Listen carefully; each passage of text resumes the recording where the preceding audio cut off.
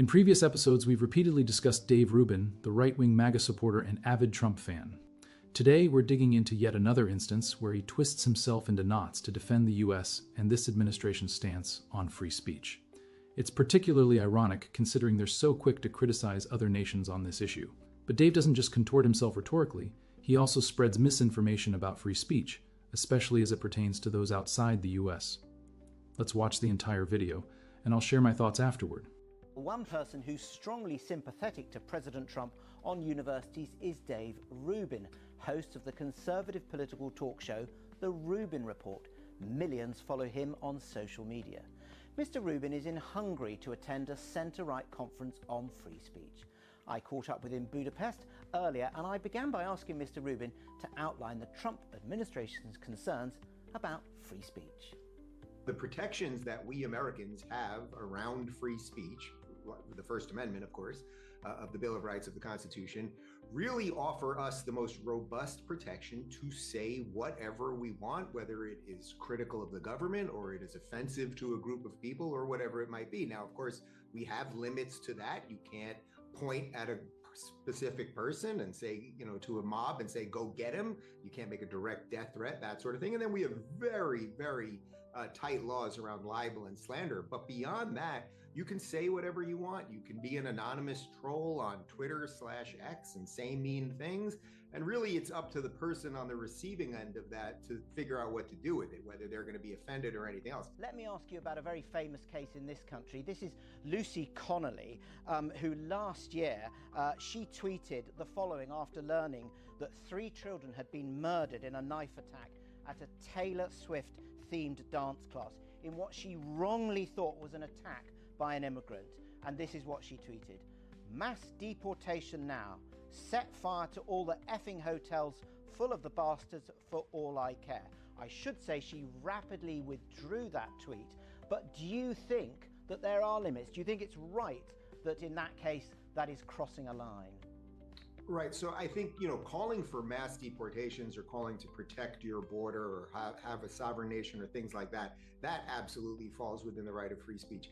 Calling for specifically the burning down of a hotel where someone might be, and I'm doing this in sort of the vaguest sense because I'm not 100% familiar with the full details of the story that you're laying out there, that could potentially be a little bit more of a direct call for violence, which again, from a United States perspective, if you're directly calling for violence for someone, you would be in trouble. But I want to be as vague as I can be in this specific case. Incitement to violence is basically the line that we have with the First Amendment. Also, keep in mind that, a lot of people conflate free speech and hate speech. You're allowed to say hateful things. I mean, the Supreme Court of the United States decided that there is no such thing as hate speech in effect. You can say really awful things to people, and that's just part of life. So if you're saying that there is a presumption in favor of free speech, let me take you to the United States and to Massachusetts, which is a student at Tufts University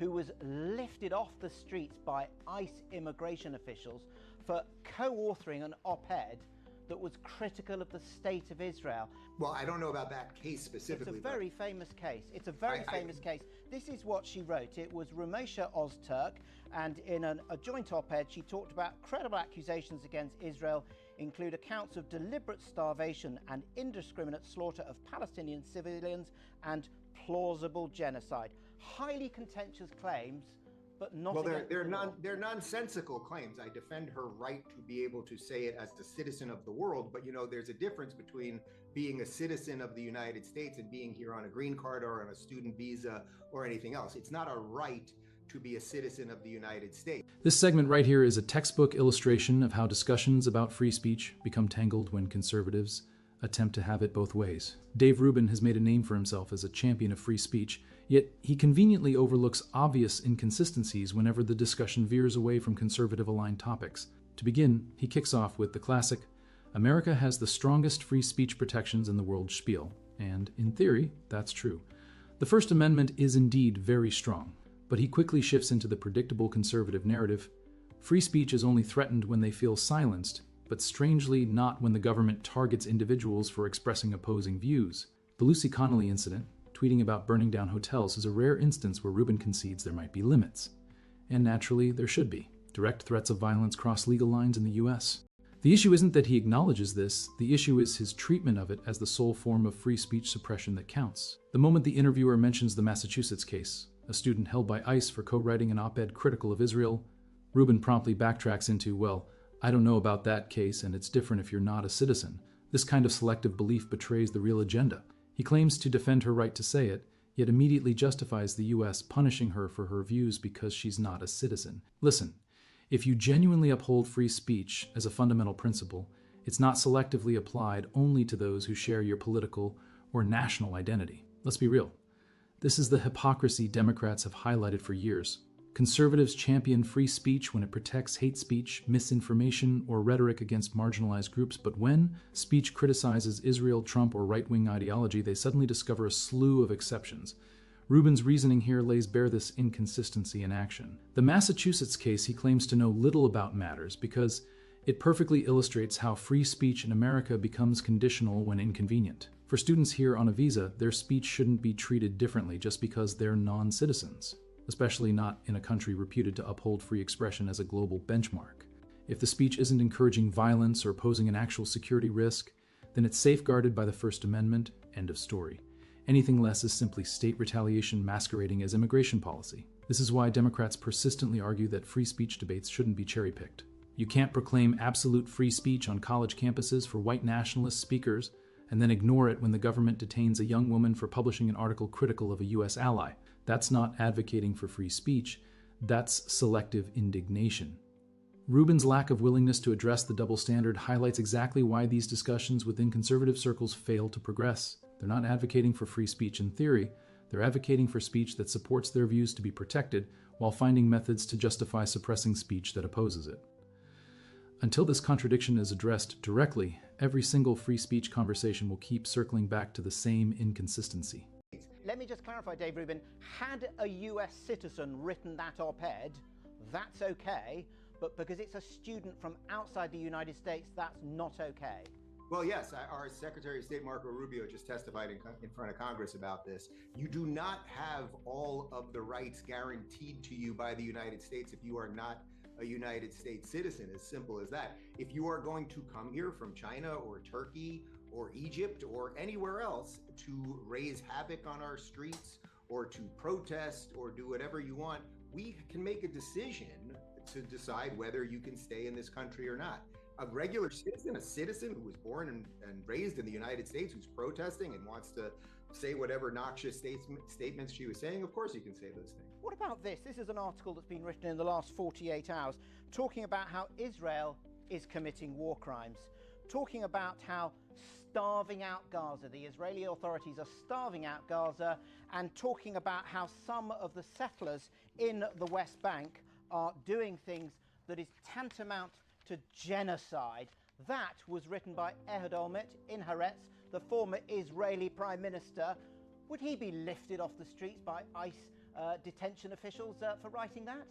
Well, first off, he's not an American citizen. I mean, he's also... That's right, he's not an American citizen, so he's the same status as that Turkish student. Is he going to be lifted off the streets of the United States if Ehud Olmert turns up in Massachusetts? I see the silly little BBC game you're doing here. I get it. So he is entitled to say whatever he wants. He can write whatever he wants in Haaretz, which is a basically unread, crazily far-left newspaper in Israel that only propagandists in the West, like the BBC, use as evidence of something. There is no starvation, there is no genocide, etc., etc. But he's welcome to say those things. But what he has said is pretty similar to what that Turkish student said, and she was lifted off the streets. So Ehud Olmert, also not a US citizen, presumably he would be lifted off the streets if he popped up in the US. Well, if he was here on vacation and just said something, he'd be allowed to do it. But there's a difference between being here on vacation and being a student visa. Ehud Olmert and anyone, just like you or anyone else, is entitled to say whatever they want. Whether he says that if he's here on a visa, it depends how he would be here in the United States as to whether he would be able to say whatever he wants, right? Like that goes for anyone coming from any country. Dave Rubin, thank you for talking to Newsnight. Anytime.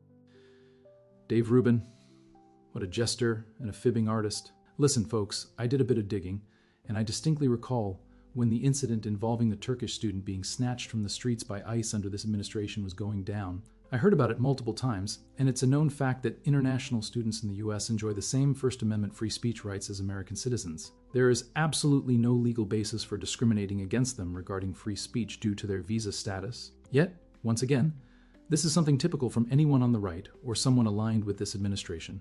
They fabricate scenarios and pretend. Remember how earlier in the video we mentioned, oh, I haven't heard of that particular case? Total rubbish. Of course he's heard of it. Everyone has. It's just a plain fact.